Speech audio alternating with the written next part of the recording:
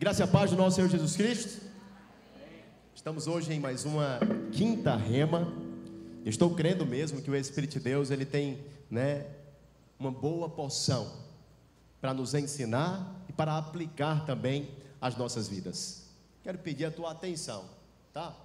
Você teve todo o tempo do mundo antes do culto para ir ao banheiro, para beber água, e você pode esperar até o culto acabar. Amém? Então esteja mesmo interessado em receber medida cheia do que Deus preparou para essa noite.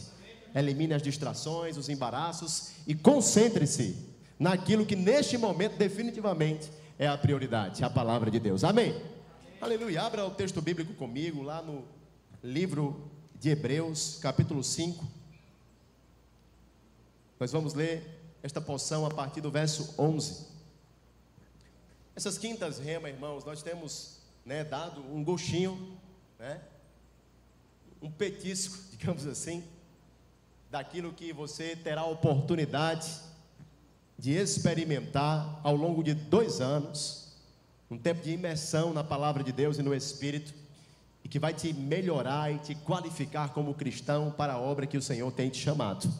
Então quero te encorajar, o rema não é só para quem está chamado ou vocacionado nos 5 dons ministeriais, mas é para todo crente, é para todo aquele que ama a palavra de Deus. Eu posso te falar? Quem ama o Senhor, ama também a sua palavra. Amém? E este é o que me ama. Quem? Aquele que guarda as minhas palavras. Então o amor, o zelo pela palavra diz respeito mesmo ao coração de alguém que foi regenerado pelo Senhor. E deve ser então cultivado. Você deve se disciplinar no trato com as Escrituras. Você deve ser alguém, diligente e persistente em perseguir a vontade de Deus. Porque a Bíblia fala lá em Efésios que aquele que não procura saber qual é a vontade de Deus é um insensato. Amém. Mas, por analogia, nós podemos dizer que aquele que busca a palavra de Deus, aquele que busca saber qual seja a vontade que ele tem, este é sábio. Amém? Quantos sábios nós temos aqui nessa noite? Amém. Aleluia. Bom, está escrito assim a partir do verso 11. Quero transmitir à igreja um ensino breve sobre as doutrinas básicas, amém? De Cristo, que é também um nome de um módulo, um dos módulos que você que ainda não fez essa escola poderosa, estará ali aprendendo a partir do ano 2025. Quem crê diz amém? Amém. Aleluia. Está escrito: a esse respeito temos muitas coisas que dizer e difíceis de explicar, porquanto vos tendes tornado tardios em ouvir. Pois, com efeito, quando devíeis ser mestres, atendendo ao tempo decorrido, tendes novamente necessidade de alguém que vos ensine, de novo, quais são os princípios elementares dos oráculos de Deus. Assim, vos tornastes como necessitados de leite e não de alimento sólido. Ora, todo aquele que se alimenta de leite é inexperiente na palavra da justiça, porque é criança. Mas o alimento sólido é para os adultos, para aqueles que pela prática, fale comigo, pela prática, têm as suas faculdades exercitadas para discernir não somente o bem, mas também o mal. Verso 1 do capítulo 6. Por isso, estamos agora nos encaminhando a uma conclusão, concorda? Por isso, pondo de parte os princípios elementares da doutrina de Cristo, deixemo-nos levar para o que é perfeito, não lançando de novo a base, diga comigo, base, do arrependimento de obras mortas e da fé em Deus, o ensino de batismos e da imposição de mãos, da ressurreição dos mortos e do juízo eterno. Meus irmãos, que texto poderoso! Eu me sinto sempre intrigado, desafiado, encorajado quando leio esse texto. E eu quero te explicar nestes minutos que teremos e partilharemos aqui o porquê disso. O porquê que isso também tem que te desafiar como cristão.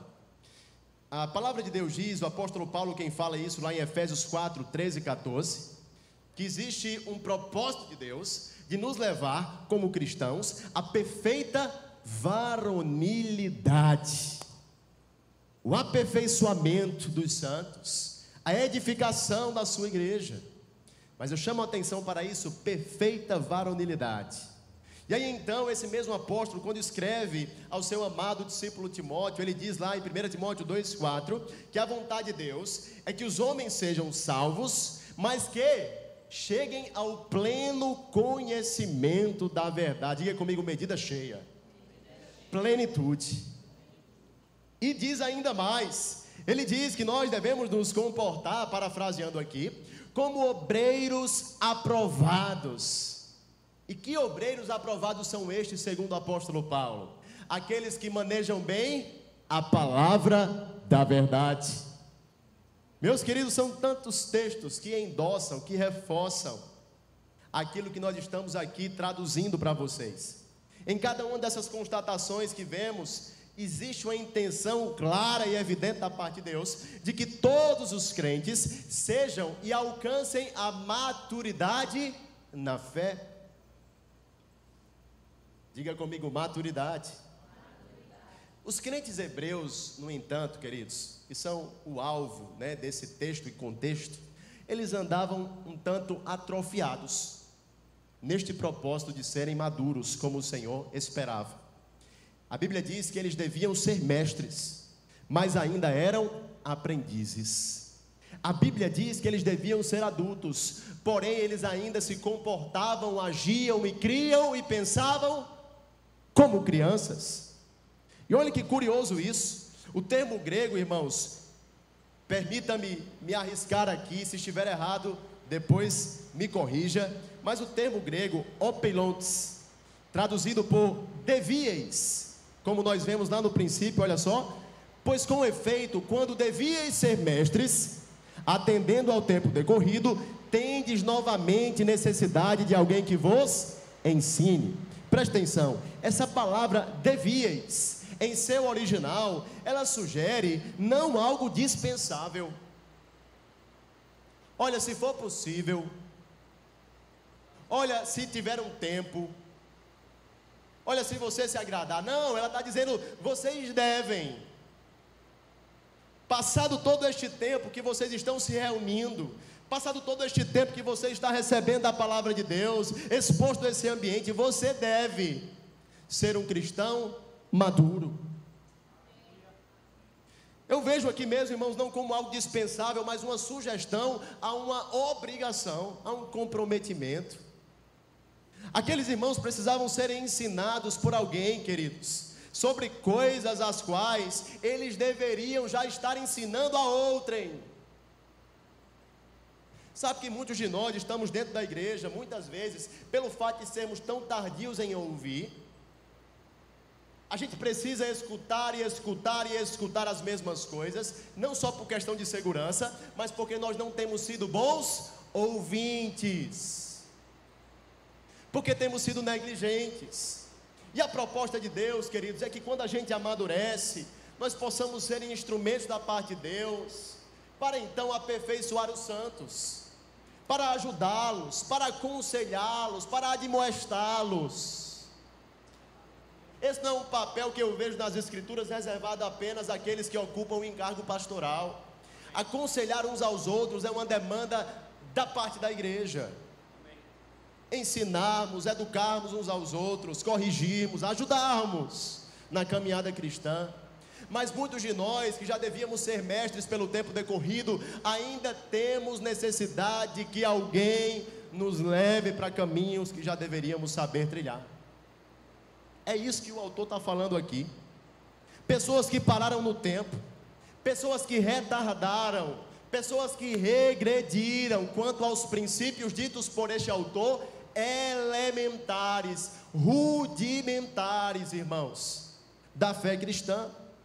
Em nossos dias, queridos, cada vez mais, isso é um diagnóstico mesmo assim, aterrador. Em nossos dias, cada vez mais os cristãos estão conhecendo menos as Escrituras. Apegam-se ao misticismo. São muitas vezes sincréticos. Como pode acreditar na Bíblia e acreditar em signos? Como pode acreditar na Bíblia e acreditar em manias de homens, tradições? Ah, mas eu não posso passar debaixo de escada. Ah, mas a sandália não pode estar virada. Ah, mas eu tenho que dar pulinhos no mar no final do ano. Você é crente ou não é, querido? Amém. Quem está aqui? Amém. Irmãos, o lugar onde isso está se tornando sugerível é um lugar onde a Bíblia não é pregada. Ou então é um lugar onde você e eu não temos dado ouvidos ao que está sendo ministrado. Amém. Aleluia. E então, irmãos, no afã de muitas vezes sermos atrativos, muitas igrejas, muitos pastores, comunidades melhoram, investem na estrutura, na roupagem, na liturgia do culto, na música, mas desprezam o que é mais importante. O que? O alimento. A palavra de Deus, irmãos, é o momento mais importante. Infelizmente nós passamos hoje por um cenário, e eu já tive a oportunidade, claro que não vou mencionar o nome, mas de ministrar em eventos, confraternizações, aniversários de igreja, onde o que me foi dado foi 10, 15, 20 minutos, depois de uma liturgia onde tinha apresentação de variados ministérios, onde tinha não sei o que mais lá, dança e tudo mais, e no final 10 minutos para aquilo que seria ou deveria ser o mais importante. Como assim? A palavra tem sido tirada do lugar de primazia que deveria estar. Meus queridos irmãos, Salmos no capítulo 119, no verso 30, está escrito assim: escute, a revelação das tuas palavras esclarece, mas não somente isso, também dá entendimento aos simples. Fale comigo, clareza. Agora diga entendimento. Queridos, quando nós temos a palavra de Deus revelada aos nossos corações, nós obtemos com ela clareza. Se estávamos andando no escuro, nós obtemos com ela entendimento. Se estávamos andando na tolice ou na imprudência. Mas, queridos, sempre que a gente se distancia da palavra, se a gente fizer aqui uma interpretação lógica, básica, falta clareza e falta entendimento. Aí a gente está por conta própria, e por conta própria a gente é um perigo. Você está comigo? Irmãos, eu e você precisamos estar cada dia mais debaixo da liderança do Espírito e da instrução das Escrituras. Quem pode dizer um amém? Acho interessante que nos primeiros anos da igreja, a palavra de Deus ela era proclamada em todas as reuniões cristãs e incluía, irmãos, dentre os momentos daquele culto e daquela celebração, uma leitura em voz alta das escrituras que eles tinham do Antigo Testamento. A gente pode ver isso indicado lá em 1 Timóteo 4,13, mas não somente isso, muitas vezes eles liam as cartas apostólicas que já tinham em mãos, diante de toda a igreja, mas liam ela de forma completa. Tem vezes que a gente traz um texto para explicar e expor aqui, e porque a gente lê mais que 5 versículos, o povo já fica, vixe, vai parar quando? Você veio para ouvir o que afinal? Foi a opinião do pregador ou foi a palavra? Quem está comigo? E eles liam cartas inteiras, irmãos, muitas vezes de pé, em reverência, em honra. Uau! É triste, porém, queridos, nós vemos como a palavra está sendo deixada de lado, de fora dos cultos de hoje em dia. De acordo com o pastor e doutor Martin Lloyd Jones, abre aspas, os períodos e eras decadentes da história da igreja sempre foram aqueles nos quais a pregação da palavra entrou em declínio. Hoje nós nos preocupamos com a experiência do culto, para um tipo de gente que às vezes se acostuma em ser um consumidor da igreja, e não um crente, e não um cristão, que é exigente, que quer do jeito dele, que quer a música dele, que quer o tema que ele gosta de ouvir. Deus tenha misericórdia, não é verdade, irmãos? Hoje nos preocupamos com tudo isso, mas não nos ocupamos em ensinar e aplicar a palavra.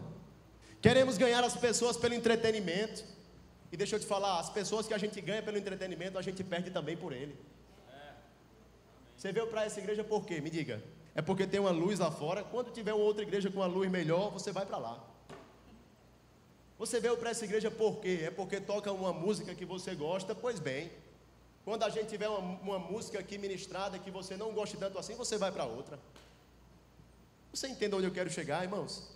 Se nós não temos sido consolidados nos caminhos do Senhor, pela presença e pela palavra de Deus, nós não estamos firmes. Nós estamos numa superfície de areia e não numa rocha, como diria o Senhor Jesus em Mateus 7. Nós não estamos enraizados. Mas sabe, queridos, o Senhor Jesus está te propondo um caminho diferente nessa noite. Nós queremos ganhar as pessoas, nós queremos alcançá-las, e sim, tudo isso é lícito e é uma comissão, mas nós faremos isso pelos métodos de Deus e não pelos nossos. Amém, amém. Mas nós faremos isso, irmãos, pregando Jesus, ensinando a palavra e com demonstrações de espírito e de poder, porque é isso que Ele nos ensinou.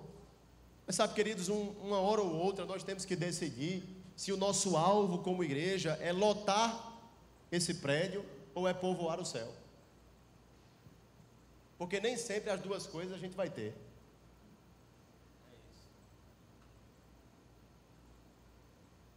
Eu posso te dizer, o compromisso dos pastores, dos ministros que passam por aqui, é povoar o céu. Se for para lotar a igreja, isso vai ser uma consequência. Mas a gente não vai pregar uma palavra para lotar a igreja e te ver a caminho do inferno, enganado, iludido. Amém. Amém. Amém. O que vemos hoje então são prédios lotados, mas são lotados de pessoas vazias de Deus. Por isso, irmãos, eu quero que você compre essa briga comigo. Que briga é essa, pastor? A Bíblia tem que ser o prumo da igreja. O que nós cremos, praticamos, pensamos, estabelecemos, tem que ter fundamento nas Escrituras. Sabe, nós não temos certeza quanto à autoria desse livro de Hebreus. Alguns sugerem pelo modelo de escrita que seja o próprio apóstolo Paulo, outros sugerem que tenha sido Apolo, outros sugerem que tenha sido Barnabé. Mas sabe de uma coisa, eu e você estamos certos, ela está no cânon. E se está no cânon, que é essa composição de 66 livros que temos hoje em mãos, pela graça de Deus, e por conta da entrega e a obediência de homens piedosos, nós temos certeza de que essa escritura, ela é inspirada. O que é que isso quer dizer? Quem se lembra? Ela tem o sopro de Deus, ela tem o hálito de Deus. Ele usou homens, mas ele também inspirou homens. Não são palavras propriamente humanas, são palavras, queridos, advindas do próprio coração do Pai, para nos dar entendimento e revelação da verdade. Você pode dizer glória a Deus pela palavra de Deus? Aleluia. Sabe, parece claro, no entanto, que há uma preocupação do autor desta carta com os seus leitores. Confira comigo. Pois, com efeito, quando devíeis ser mestres, deixa a Bíblia aberta, amém? Pois com efeito, quando devíeis ser mestres, atendendo ao tempo decorrido, tendes novamente necessidade de alguém que vos ensine de novo quais são os princípios elementares dos oráculos de Deus. Assim, vos tornastes como necessitados de leite e não de alimento sólido. Está escrito lá no capítulo 5, no versículo 12 desta carta. Meus queridos, medita em algo junto comigo. Todos os que cresceram já passaram um dia pela infância, sim ou claro? Claro que sim. Todos, irmãos. E eu posso falar, a infância é uma fase linda, é ou não é? Os papais aqui, que até hoje, muitos deles babam, né, os seus infantes, as suas crianças, podem confirmar, não é verdade? O encanto, a paixão pela paternidade, a maternidade, às vezes dá até a condição de você dar muitos descontos, por amor, é tudo fofo, muitas vezes, não é verdade? Mas sabe, queridos, a infância é uma estação que nós não podemos morar por muito tempo. Ocorre que há alguns que envelheceram, mas jamais saíram do maternal. Isso se aplica a questões físicas, emocionais, muitas vezes espirituais, sobretudo, como quer dar o enfoque o autor. Meus irmãos, a dieta de leite, segundo este autor, é para os bebês. Mas o alimento sólido é para os adultos. E eu posso te falar, você não pode iniciar uma introdução alimentar a qualquer tempo, de todo jeito. Quando você tem um bebê, ou não é desse jeito? Existem regras, não é isso? Existem pré-requisitos, existem questões que são adequadas à faixa etária daquele bebê. Eu não posso empurrar um pedaço de carne na boca de uma criança que é, recém-nascida. Ela ainda está se alimentando do leite, mas enquanto ela está nessa idade, é concebível, é totalmente razoável que ela se alimente do leite, é ou não? Mas irmãos, quando a gente vê adolescentes tomando gargalo na mamadeira, você acha bonito? Estou falando aqui de uma analogia física, que às vezes, por ser física, parece mais desesperadora e, desajeitada do que quando a gente se refere à questão espiritual. Mas, meus queridos irmãos, nós também precisamos entender esta verdade. Olha só o que diz Rick Renner neste livro que, a propósito, eu quero indicar. Edifique o seu fundamento. Este livro também que está aqui comigo, Conhecendo as Doutrinas da Bíblia, vão dar um reforço em tudo que está sendo abordado aqui nessa noite. Amém? Deixe-me ler esse trecho aqui para vocês. Digamos que você esteja andando pelo corredor de uma escola e olhe para dentro de uma sala de aula do primeiro ano. Você vê um monte de crianças sentadas em pequenas carteiras, estudando com seu professor. Mas então você percebe que bem no meio das crianças, há um homem de 60 anos sentado em uma pequena cadeira, apoiado em uma carteira minúscula. Ali está ele, apertado naquele espaço, estudando o ABC e outros princípios elementares, junto com todos os outros alunos do primeiro ano. Se esse homem nunca teve a oportunidade de se instruir, pode parecer admirável se humilhar para frequentar uma turma de primeiro ano a fim de aprender. Mas, e se esse homem estivesse sentado naquela carteira minúscula há anos e anos e anos? Suponhamos que ele tivesse tido necessidade de repetir o primeiro ano continuamente, porque não se aplicou, foi preguiçoso demais ou não levou a necessidade de estudar a sério. Suponhamos que, como resultado da sua falta de compromisso em aprender, ele ainda esteja sentado na mesma cadeira após de mais 50 anos, irmãos. Suponhamos que essa seja a razão pela qual todos os seus antigos colegas de classe cresceram e seguiram em frente com suas famílias e carreiras, e esse homem está estacionado onde começou. Olha, contemplar um cenário como esse seria realmente bizarro, especialmente se esse homem de 60 anos fosse mentalmente sadio. Pode parecer muito estranho, mas essa cena de fato acontece na igreja o dia todo, o tempo todo.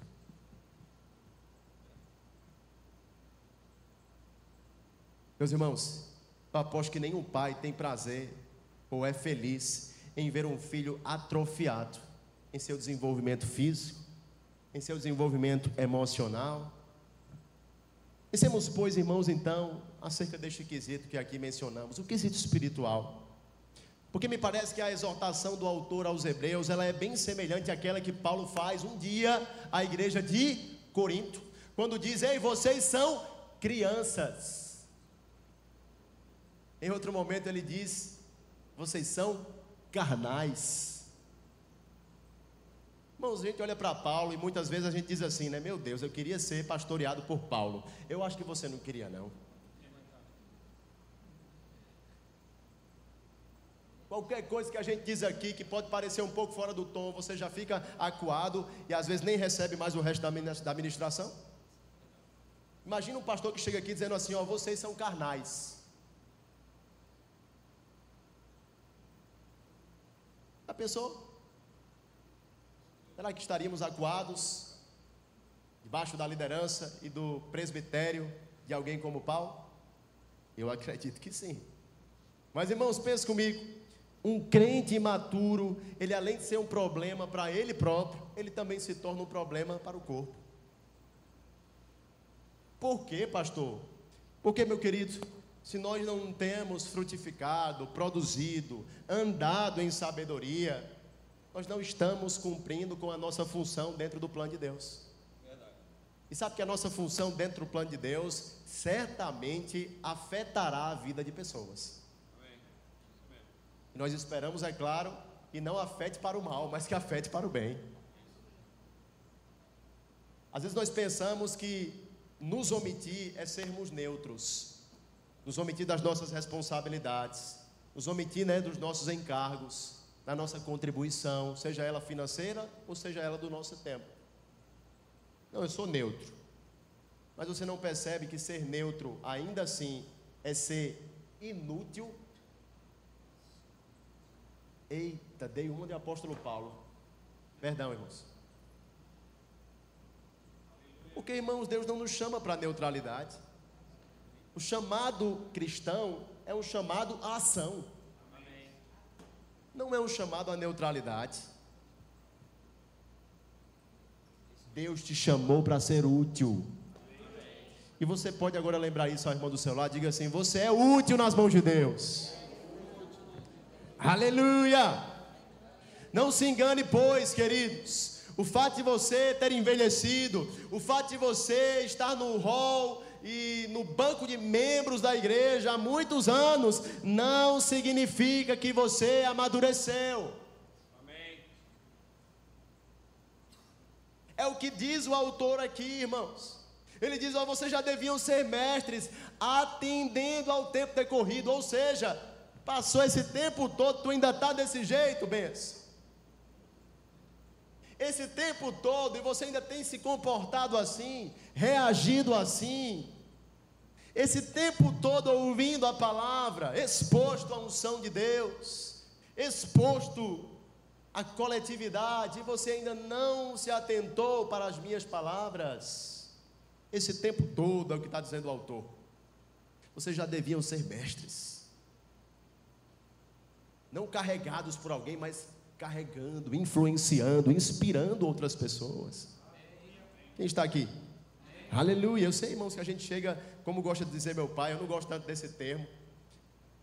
Ele diz assim: eu cheguei na igreja de 4, ele fala, falando sobre o estágio de vulnerabilidade que ele estava, sem força, caído, destruído. E eu sei, irmãos, que quando nós chegamos na igreja, somos introduzidos à família de Deus, nós chegamos cheios de marcas, feridas, é ou não é? Nós chegamos, queridos, ainda numa maca. Mas sabe, irmãos, a proposta de Deus não é que você carregue por muito tempo essa maca, essa muleta com você. Amém. Sabe por quê? Porque enquanto você estiver deitado na maca, vão chegar outras pessoas mais feridas do que você um dia chegou, que vão precisar de você para levantar. E aí você vai ter que abandonar a sua maca, você vai ter que abandonar as suas muletas, você vai ter que abandonar as suas desculpas e dizer assim: Senhor, eu não quero ser um sanguessuga, eu quero ser um ministro da reconciliação, eu quero ser usado como instrumento, eu quero ser, Senhor, o teu corpo. O que é ser o corpo de Cristo, irmãos? É ser hoje a parte visível de um cabeça que é espiritual e invisível.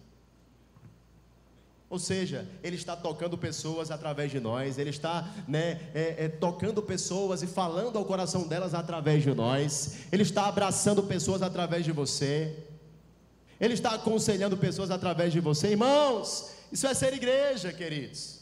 Eu sei que às vezes a gente tende muito a bater nos desigrejados que estão fora, mas sabe que tem muito desigrejado dentro? Irmãos, tem muito desigrejado dentro, que não se envolve, não se submete às admoestações, como diz o próprio autor aos Hebreus um pouco mais à frente, que não tem estimulado uns aos outros no amor, na fé e na prática das boas obras, e vem viver aqui uma experiência de culto vazia, uma palestra, um alívio para uma consciência culpada. Não, irmãos, Deus te chamou para a utilidade, lembra disso? Aleluia! Estou empolgado com essa palavra, não sei você. Amém? Mas olha só o que diz o verso 13 e 14, volta para lá, Hebreus 5. Ora, todo aquele que se alimenta de leite é inexperiente na palavra da justiça, porque é criança. Mas o alimento sólido é para os adultos, para aqueles que pela prática, aleluia, têm as suas faculdades exercitadas para discernir não somente o bem, mas também o mal. Queridos, visando esse tal amadurecimento que o autor está aqui nos recomendando, eu vejo duas coisas aqui sendo enfatizadas por ele.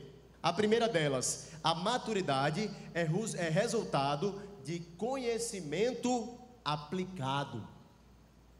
Escute, maturidade não é resultado de conhecimento adquirido, simplesmente. Resultado, queridos, é de conhecimento aplicado. Vocês lembram que eu falei há pouco tempo aqui, fazendo uma distinção pelas escrituras de quem era o tolo e o prudente construtor?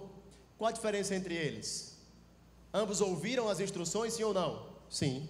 Mas o que foi que o tolo fez? Só ouviu. Qual a diferença então do tolo para o prudente? O prudente ouviu e praticou. Ou seja, você pode estar aqui e certamente não tem um muro nisso. Ou você sai daqui como um tolo, ou você sai daqui como um sábio construtor. Quem é o tolo? É quem veio para o culto de hoje só ouvir. Quem é o sábio? O prudente. É aquele que veio disposto a ouvir e a aplicar. E você é destes. Aleluia! Quem está comigo nisso? É por isso que Tiago diz, irmãos, e nos adverte: sejam praticantes da palavra e não somente ouvintes. Porque, queridos, a verdade que muda a sua vida não é a verdade que você sabe. A verdade que muda a sua vida é a verdade que você pratica. Pastor, eu estou aprendendo, vamos dizer, sobre casamento. Já li muitos livros. Tenho visto várias mentorias. Hoje em dia é moda isso, né? Tenho ouvido grandes homens de Deus. Glória a Deus, amém. Você tem se alimentado. Mas me diga, o que é que você faz depois de ouvir? A tua esposa, no bom sentido agora, tem que ser a cobaia desses ensinamentos. Você tem que treinar com ela. Você não tem que treinar para pregar. Você não tem que treinar para falar mais bonito. Você não tem que treinar para ter uma palavra mais eloquente, para saber mais. Não, irmãos. A gente tem ouvido a palavra para que ela mude significativamente as nossas vidas, em cada área dela. Quem está comigo? Diga comigo: a verdade que muda a minha vida não é a que eu sei, é a que eu pratico. Aleluia. O conhecimento sem a prática, irmãos, não produz maturidade espiritual. Olha só, a expressão grega que aqui está posta, diaten hexin, ela é traduzida por pela prática, mas ela também tem como sinônimo e significado pelo hábito. Fala comigo, hábito. Ou seja, a maturidade espiritual, queridos, não é proveniente de eventos isolados. Não é proveniente, irmãos, de uma experiência aqui no domingo e outra depois, no próximo.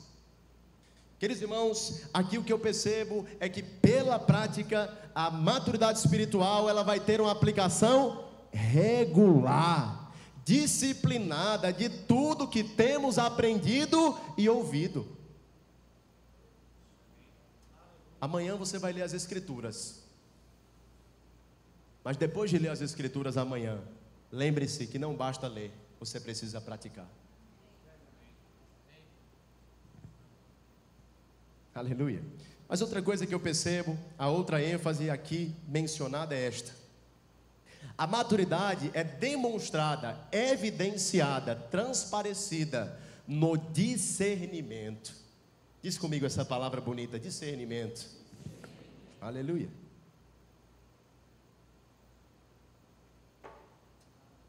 Sabe que uma das características mais latentes, mais presentes na fase da infância é justamente a ausência de discernimento. Quem aqui ainda tem bebês, ainda nesta fase? Estou vendo aqui Pedro e mais alguém?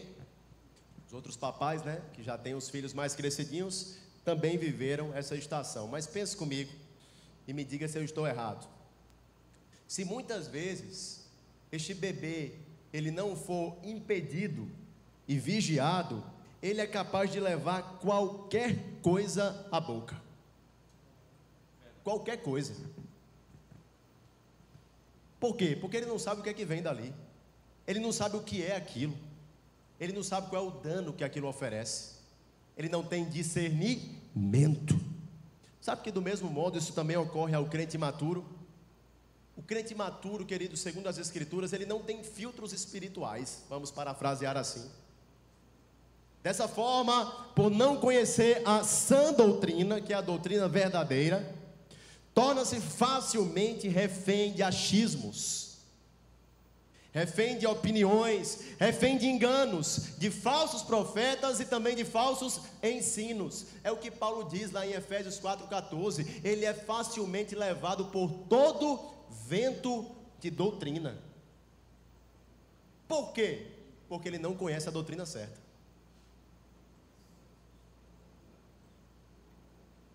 Você conhece aquela história da cédula? Para que nós verifiquemos, né, a veracidade, a legitimidade de uma cédula, nós não precisamos nos tornar especialistas no falso. Nós temos que saber qual é a verdadeira. E aí então as falsas se denunciarão. Vou te falar, eu e você como cristãos, queridos, precisamos saber quais são as doutrinas verdadeiras. Não nos especializar em qualquer tipo de doutrina que nos é oferecida aí fora, da parte de qualquer pessoa, e que muitas vezes não tem respaldo nas Escrituras. Eu e você temos que crescer nas doutrinas de Cristo, mencionadas e respaldadas pela palavra de Deus. Senão, irmãos, estaremos como estes bebês que aqui mencionamos, ingerindo qualquer coisa que aparece, e por ingerir tais coisas, pelas artimanhas dos homens, como diz o apóstolo Paulo, nós seremos fatalmente induzidos ao erro. Esse não é o caminho que Deus propõe para você, querido. Deus propõe para você uma jornada assertiva, próspera, bem-aventurada. Mas não existe bem-aventurança onde há ignorância. A Escritura fala que o meu povo perece porque lhe falta conhecimento, queridos. Portanto, quanto mais conhecemos e praticamos a palavra de Deus, mais entendimento e discernimento nós ganhamos. De forma que não seremos influenciados por aquilo que não condiz com o padrão e a proposta de Deus para nós. Mas sabe, somente crentes maduros na palavra e operosos praticantes, eles têm essas tais faculdades exercitadas. Exercitadas para quê, pastor? Para discernir, segundo o autor, o que é bem e o que é mal. E eu sei que quando ele está falando sobre o que é bem e o que é mal, ele está falando aqui tanto sobre o lado doutrinário, quanto sobre o lado ético e moral. Porque um crente, queridos, que tem a palavra dentro dele, ele sabe o que é certo e o que é errado. Sabe ou não sabe? Um crente que tem a palavra dentro dele, ele também vai identificar o que é heresia e o que é escritura de Deus. Olha, na Bíblia está escrito, né, lá, nenhuma folha cai do céu. Olha, aí começa algumas coisas aí, né, que a gente não sabe nem a referência, nem a procedência. E a gente começa a abraçar e adorar. Essa é das menos ofensivas, né? Porque de fato ainda nos leva à percepção da soberania de Deus, né? De um Deus que governa o universo que por Ele foi criado. Mas tem outras coisas que implicam em total, né, contrariedade ao que está posto nas Escrituras. E aí você precisamos ter cuidado, cautela com estas coisas. Porque, queridos, a nossa vida ela precisa estar enraizada sobre esta palavra. Esta palavra nos garante um sucesso. Sucesso segundo a perspectiva de Deus, é claro. Porque, querido, sucesso para Jesus foi morrer na cruz. Sucesso para os apóstolos, muitas vezes, foi ter um final, né, trágico. Mas sucesso para eles, em suma, em regra, foi obedecer a Deus. Deixa eu te falar, querido, sucesso para um crente não é relativo, não é depende, não, sucesso para crente é isso, obedecer a Deus, ser fiel ao chamado que Deus te fez. Eu sei, as demais coisas não serão acrescentadas, está prometido, e quem prometeu não fui eu não, foi Jesus. serão acrescentadas. Mas sucesso, prosperidade para crente, é isso, cumprir a vontade de Deus. Somente ali ele vai se sentir mesmo satisfeito. Aleluia. Mas irmãos, estes crentes maduros, eles não andam mais como insensatos. Sabe por quê? Porque eles decidiram não mais desprezar o conselho de Deus. Quando a palavra de Deus, queridos, estiver operando no seu coração, estiver operando na sua mente renovada, sabe o que vai acontecer? A sua capacidade espiritual vai estar tão aguçada que você vai perceber o alinhamento dessas sagradas letras em cada momento, decisão, comportamento, palavra, pensamento que você estiver adotando para a sua vida.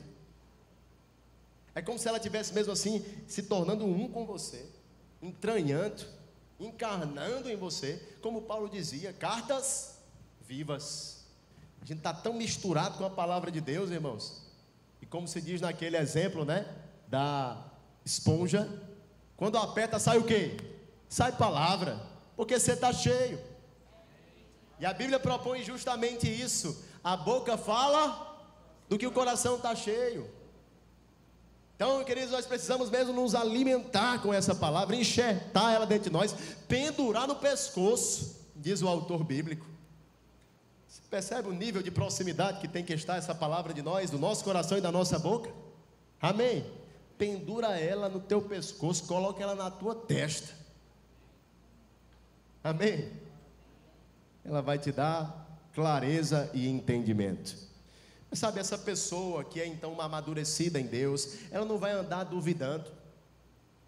Como aquela pessoa que diz assim, será que isso é certo ou errado, pastor? Muitas vezes essas pessoas que me procuram, não estou dizendo que você não deva procurar, o pastor, a sua liderança, procure, isso é bíblico também, mas não dependa. Você entende a diferença disso? Porque tem gente que exagera tantas coisas que até para trocar de roupa tem que perguntar ao pastor se tem que botar a camisa branca ou a preta. Estou exagerando? Estou, mas aplique isso para outras coisas. Pastor, eu devo aceitar esse emprego ou aquele? Pastor, eu devo optar por aquilo ou aquilo outro, aquele carro ou aquele? Irmãos, eu não sei, isso é subjetivo, Entra numa composição com a tua família, seja racional, seja prudente, é verdade? Equilibrado financeiramente e tudo mais. São coisas que muitas vezes são muito mais razoáveis do que você pensa, mas geralmente quem procura o pastor para perguntar pode ou não pode, é porque não está aprofundado nas escrituras. Porque se tiver, sabe. Porque se tiver a palavra dentro dele, deixa eu te falar, ele sabe para onde ir, querido. A palavra guia, o Espírito guia. Você está aí? Mas qual é a vontade de Deus nessa situação? Se você tem a palavra, você tem clareza quanto a isso. Se você se submete a ela, você tem clareza quanto a isso. Mas grave isso no seu coração e na sua cabeça. Preste atenção. As nossas crenças, elas afetam os nossos pensamentos. As nossas crenças afetam as nossas confissões. As nossas crenças afetam os nossos comportamentos. A grande questão é, no que é que você tem crido? Onde você tem aplicado a sua vida e edificado? Quem está comigo? E sabe, à medida que nós nos comprometemos em nosso desenvolvimento espiritual, a gente vai avançando para níveis mais profundos em Deus. Mas e até lá, pastor, o que é que eu faço? Vou te dizer uma coisa simples. Até lá, a sua tarefa, a minha tarefa, é obedecer aquilo que a gente já sabe. Às vezes, queridos, a gente está querendo se mover em direção a coisas que ainda não vimos, não temos, não sabemos. Porém, ocorre que tantas vezes, as coisas que já nos foram esclarecidas, nós estamos paralisados. Nós não estamos nos movendo nelas. Deixa eu te falar, você não vai para a segunda série antes de passar pela primeira. São processos. São estágios, irmãos. E o Senhor estabelece mesmo isso também no plano do Espírito. Comece a fazer de acordo com aquilo que você já sabe. Comece a andar de acordo com aquilo que já tem luz no seu homem interior e no seu coração. Amém? E você então terá diante de você um próximo passo a ser descortinado pelo Espírito de Deus e pela palavra. Amém? Mas vai comigo, a gente já está caminhando para o fim. Hebreus 6, do 1 ao 2. Por isso, pondo de parte os princípios elementares da doutrina de Cristo. Fala comigo, princípios elementares. Obrigado. Deixemos-nos levar para o que é perfeito. Fala perfeito. Não lançando de novo a base do arrependimento de obras mortas e da fé em Deus, o ensino de batismo e da imposição de mãos, da ressurreição dos mortos e do juízo eterno. Queridos irmãos, nessa porção aqui do texto bíblico, o autor ele recomenda um ponto de partida. Ou seja, o fundamento, irmãos, não é a parte final do projeto. Aqui diante de um arquiteto. Minha esposa estava aqui há pouco e também é arquiteta. Estou aqui diante de um engenheiro. Irmãos, a fundação é o período inicial do projeto. Quando aqui está sendo posto diante de nós, irmãos, estes princípios, eles são ditos como os elementares, rudimentares, basilares. Eles são fundamentos para a vida cristã. E quais são esses princípios? Você está a fim de declarar isso comigo? Vamos lá. Arrependimento. Fé. Doutrina de batismos. Imposição de mãos. Ressurreição dos mortos. Juízo eterno. Digamos, irmãos, então, que segundo o autor, este aqui é o ABC da vida cristã. Sem isso aqui, irmãos, digamos que isso aqui é a matemática básica. Sem isso aqui não tem como aprender a equação. Sem aprender a somar, dividir, multiplicar, não tem como tu avançar para a álgebra não, irmão. Complicada. Não tem, irmãos. Tem que passar pelos rudimentos, tem que aprender a somar, tem que aprender a subtrair. Quem está aqui? A gente quer passar para a potência. Até hoje eu não aprendi direito. Quem está comigo nisso aqui? Aleluia. Fórmula de Bhaskara, para que serve aquilo? Enfim, não é o assunto. Não é verdade? Mas, irmãos, o ABC da vida cristã está aqui escrito em Hebreus 6, 1 ao 2. Se não compreendermos, queridos, e consolidarmos as nossas vidas nestas verdades, então está posto uma verdade sobre nós. Que verdade é essa? Complicações no resto da empreitada. Porque se eu tiver problemas na fase da fundação, eu estou cavando um problema futuro. Porque a fundação é o que dá suporte, é o que dá amparo. Você entende o que eu estou falando aqui? Eu não sei se você já teve a oportunidade, por algum motivo, ter que faltar mais de meses no colégio. Quem já teve? Às vezes é motivo de enfermidade, uma viagem e tudo mais. Irmãos, a gente volta totalmente perdido para a sala de aula. A gente pensa, não, isso aqui é outra matéria. Onde é que esse professor estava? Eu nem me lembro mais. É ou não é desse jeito? Sabe, queridos, que às vezes a gente está querendo correr também para coisas que estão reservadas para nós num futuro, mas Deus está dizendo, aprenda a somar. Aprenda a fazer o que você já sabe. Senhor, eu quero ser um dia um grande financiador de projetos do reino. Não dá nem o dízimo. Aprenda a somar.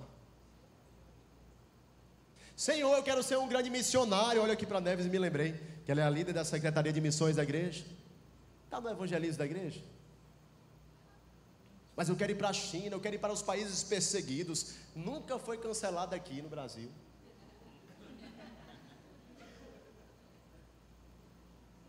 Está entendendo onde eu quero chegar? Aprenda a somar, irmão. Faz alguma coisa com aquilo que está hoje nas tuas mãos, diante de você, claro e evidente, irmãos. Porque a Bíblia propõe isso, ser fiel no pouco, e sobre o muito eu te colocarei. Amém? Aleluia. Está mexendo com você? Glória a Deus por isso. Bom, no momento em que muitos daqueles irmãos, queridos, consideravam a ideia de voltar ao judaísmo, e é isso que está acontecendo no contexto de Hebreus. Judeus que se converteram ao cristianismo estão namorando a ideia de voltar ao judaísmo, de voltar às sombras do Antigo Testamento, que já haviam sido respondidas numa nova e superior aliança em Cristo Jesus. E aí então eles começaram a ser perseguidos e estavam paquerando a ideia de voltar ao judaísmo.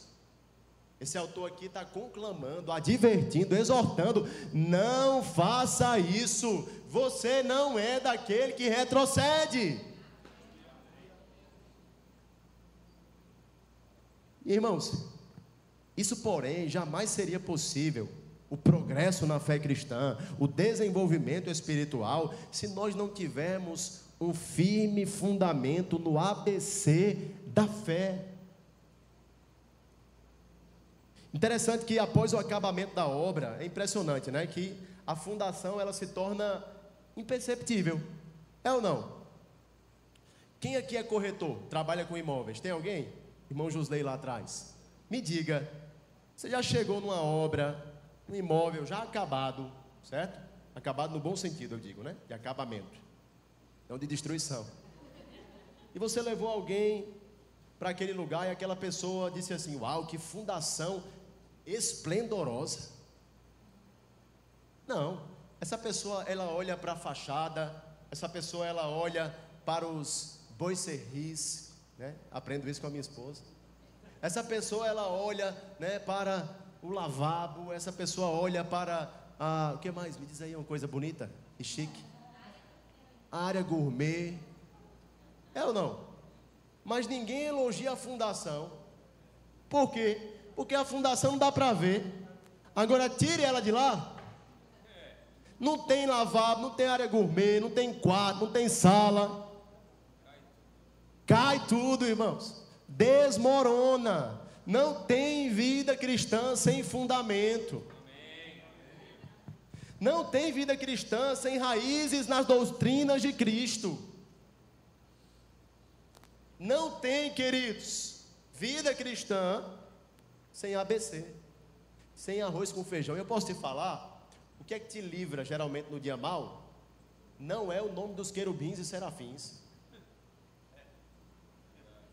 Não é o fato de Adão ter ou não umbigo. Não é, irmãos. O que é que te livra no dia mau? É o ABC. É a fé, é a confissão, é o batismo com o Espírito Santo. É o que te livra, é o que te ajuda, é o que te levanta por dentro. É o arroz com feijão, queridos. A gente tem que ser especialista no que é simples, mas que embora seja aparentemente simples, é valorizado por Deus. Do contrário, não seria exaustivamente mencionado. Deixa eu te falar, o grande pecado das nossas vidas, de quem quer estudar as Escrituras, eu acredito, é ser profundo demais naquilo que a Bíblia é rasa. Mas ser superficial naquilo que a Bíblia é profunda. No que está lá, exposto, claro e evidente, você não faz nada. Você não obedece, você não anda de acordo com aquilo. Mas você quer saber os mistérios. Não, irmãos. A Bíblia diz lá no texto de Deuteronômio 29, salvo engano, que as coisas encobertas pertencem ao Senhor, mas as coisas reveladas Ele concedeu aos homens. Você quer conhecer as coisas encobertas de Deus? Primeiro passo, faz alguma coisa com aquelas que já foram reveladas. Porque os mistérios de Deus não estarão na superfície. Os desígnios, os segredos, as pérolas e preciosidades, tem que mergulhar mais fundo. Aleluia, você está recebendo algo nessa noite? Já estamos acabando. Portanto, queridos, esses princípios, eles são cruciais para o sucesso desse empreendimento chamado vida cristã. Ocorre que a maioria dos cristãos que frequentam a igreja sequer conseguem dar razões àquilo que, segundo as Escrituras aqui, é elementar.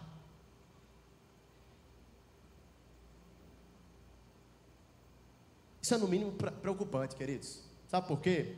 Porque além de denunciar o atrofiamento de muitos membros que compõem o corpo de Cristo, escancara o motivo pelo qual muitos de nós andamos vacilantes, inconstantes.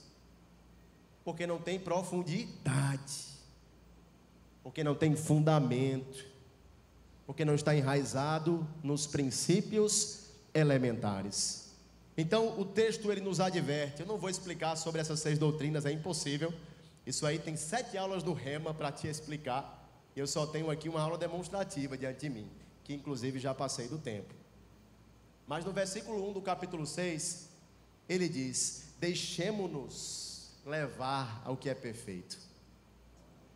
E é nisso que eu quero me ater para concluir. Deixemo-nos levar para o que é perfeito. Essa palavra perfeito, irmãos, é a palavra teleios. E a palavra teleios, ela sugere maturidade. Não está falando aqui sobre uma perfeição moral. Você entende? Alguém em quem não se acha falha alguma, porque nós sabemos que nós temos muitas ainda. Não estamos, é claro, amando o chão que caímos, porque temos um coração voltado para Deus. Porém, ainda temos falhas, convivemos com elas. Tantas vezes temos que subjugar a nossa carne, sim ou claro, irmãos? Exatamente. Mas estamos nos deixando ser levados para aquilo que é perfeito, ou seja, estamos sendo amadurecidos. Com isso, o Senhor, através do autor inspirado do texto de Hebreus, está nos exortando a sair da classe dos aprendizes e entrar na classe dos maduros. Está na hora, irmãos. Está na hora. Posso falar? Encerrar com um aqui de Paulo também? De tomar vergonha na cara, irmãos. De honrar o Deus que você serve. De honrar o Espírito que está dentro de você. De honrar a unção que você recebeu pela imposição de mãos. Está na hora de despertar, queridos. Ele tem medida cheia para nós. E nesse lugar, queridos, nós seremos ferramentas nas mãos de Deus para aperfeiçoarmos uns aos outros no caminho da justiça. Amém? Você recebeu algo nessa noite? Grupo de